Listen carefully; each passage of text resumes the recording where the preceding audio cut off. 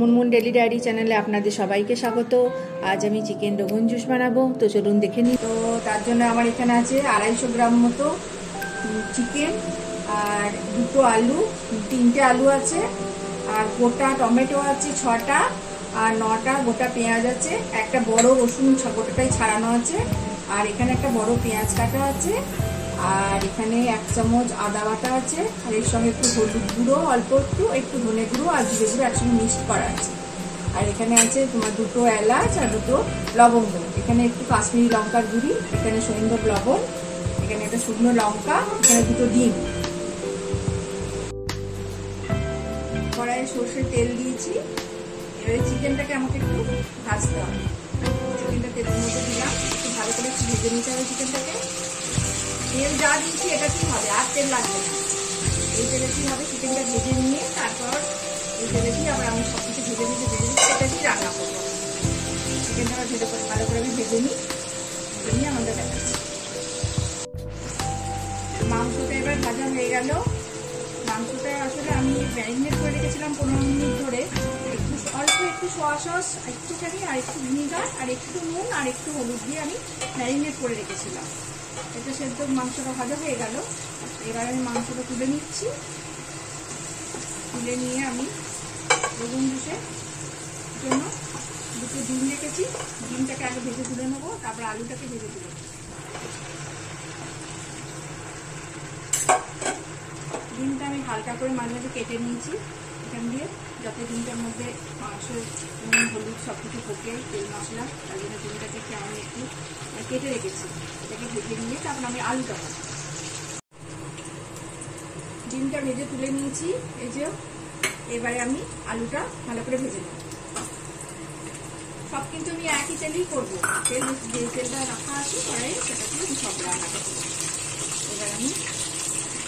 এবার আমি আলুটা ভেজে নিচ্ছি।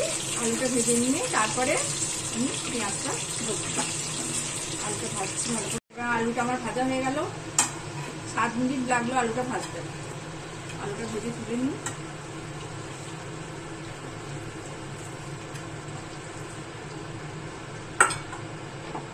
এবারে আমি দেবো এই যে 2টো লবঙ্গ আর এলাচ রেখেছিলাম সেটা দেবো, একটা শুকনো লঙ্কা দেবো। এটা একটু ভাজা ভাজা হলে তারপরে আমি পেঁয়াজ দেবো। এই পেঁয়াজটা, একটা পেঁয়াজ আছে, এই পেঁয়াজটা, কুচনো পেঁয়াজটা এটাকে আমি হালকা ভাজবো। বাকি আমি যে এইগুলো পেঁয়াজ রসুন এসব কিছু ভাজবো না, এগুলো আমি গোটা গোটা, এই রোগন জুসের এটাই হলো আসলে গোটা পেঁয়াজ রসুন টমেটো সব গোটা গোটা দিতে হবে। এটা খুব টেস্ট হয় খাবারে। এবার আমি পেঁয়াজটা দিয়ে দেবো তেলের মধ্যে।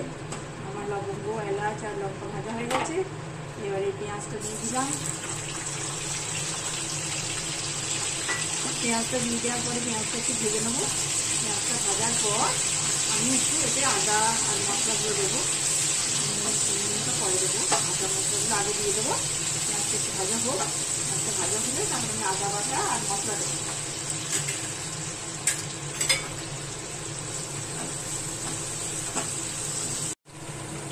পেঁয়াজটা একটু লাল লাল করে ভাজা হয়ে গেছে। এবার আমি দেবো এতে আদা বাটা 1 চামচ মতো, এই চামচের 1 চামচ মতো আদা বাটা দিয়ে দিলাম। আদা বাটা দিয়ে আদাটা একটুখানি ভেজে নিয়ে আমি এতে একটু অল্প করে ধনে গুঁড়ো, জিরে গুঁড়ো আর একটু হলুদ মিশিয়ে আমি রেখেছি অল্প অল্প করে 1/2 চামচ, ওটা দিয়ে দেবো। আদাটা একটু ভালো ভাবে হোক, তাহলে দেবো, তাহলে আদা গন্ধ থাকবে। একটু ভাজা হয়ে গেল। এবারে ধনে গুঁড়ো, জিরে গুঁড়ো আর একটু অল্প হলুদ এটা দিয়ে দিলাম। এটা একটু নেড়ে অল্প একটু কালারের জন্য কাশ্মীরি লঙ্কা গুঁড়ো,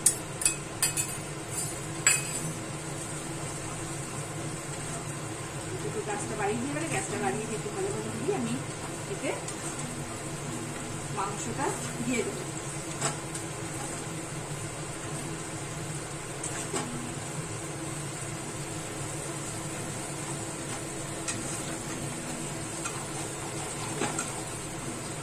এবারে আমি মাংসটা দিয়ে দিলাম। একটু নেড়ে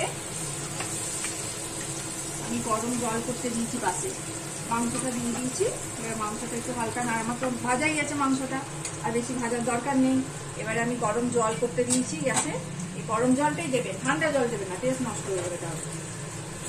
এটা একটু জল একটু বেশি লাগে, কারণ ঝোলটা ওর মধ্যে যে পেঁয়াজ টমেটো গোটা গোটা ওগুলো দেওয়া হবে, ওগুলো ওর মধ্যে সেদ্ধ হবে, তো একটু ফুটলেই আমি এগুলো সব দিয়ে দেবো একে একে।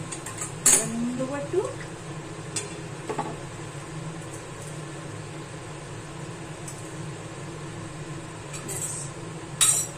আমরা নুন কম খাই, আপনারা যেরকম নুন খান ঠিক সেরকমই দেবেন, আমরা খুবই নুন কম খাই। এবার এটা একটু ফুটলে তারপর আমি আলু রসুন পেঁয়াজ টমেটো সব আমি এগুলো দিয়ে দেবো, দিয়ে ঢাকা দিয়ে দেবো। একটু ফুটলে আমি এগুলো দেবো।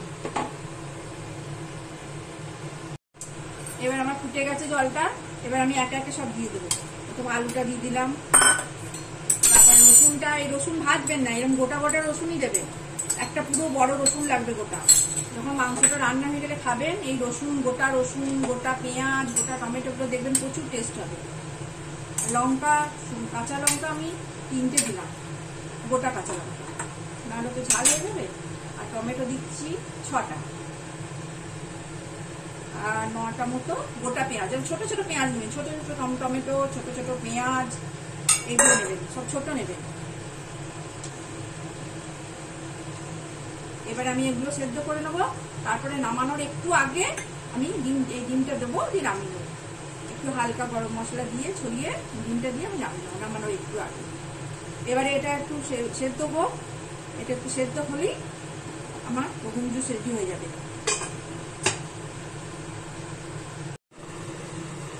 10 মিনিট হয়ে গেল। 10 মিনিট পর আমি ভেজে রাখা ডিমটা দিয়ে দিলাম। আর সেদ্ধ হয়ে গেছে, মাংসও সেদ্ধ হয়ে গেছে, আলুও সেদ্ধ হয়ে গেছে, সব সেদ্ধ হয়ে গেছে। ডিমটা দিয়ে দিলাম। এবার হালকা একটু গরম মশলা দিয়ে দিলাম, এর ওপরে হালকা করে গরম মশলাটা দিয়ে দিলাম, দিয়ে একবার ঢেকে দিলাম। এই 2 মিনিট পর আমি এটা নামিয়ে দেবো।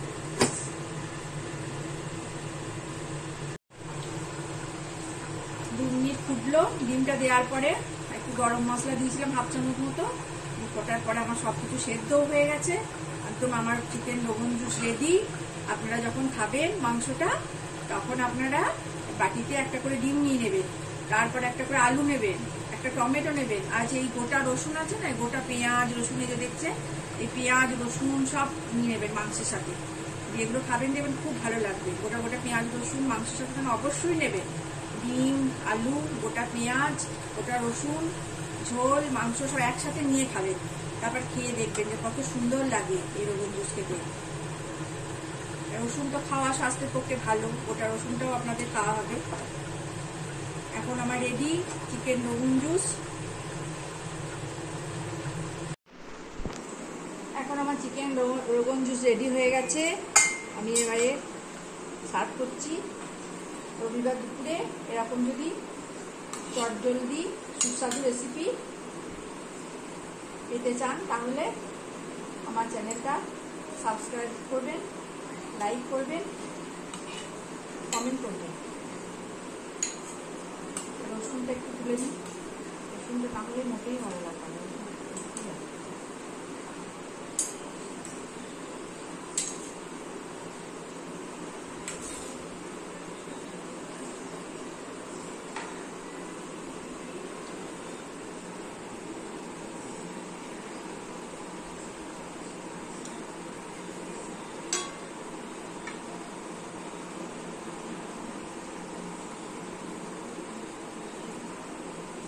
এরকম যদি চটজলদি রেসিপি পেতে চান, তাহলে আমার নোটিফিকেশন চলে যাবে যদি আপনারা আমার বেল আইকনটা টেপেন।